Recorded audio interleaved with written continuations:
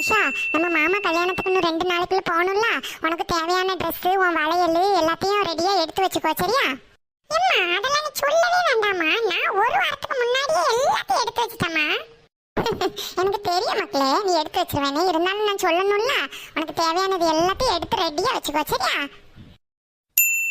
என்ன பீரோல உள்ள ட்ரெஸ் எல்லாம் எடுத்து வச்சு என்னத்த பார்த்துட்டு இருக்க நீ? அம்மா, என்னம்மா நீ? நம்ம மாமா கல்யாணத்துக்கு இன்னும் 2 நாளைக்குள்ள போகணும்ல. அதுக்கு நான் என்ன ட்ரெஸ் போடணும், வளையல்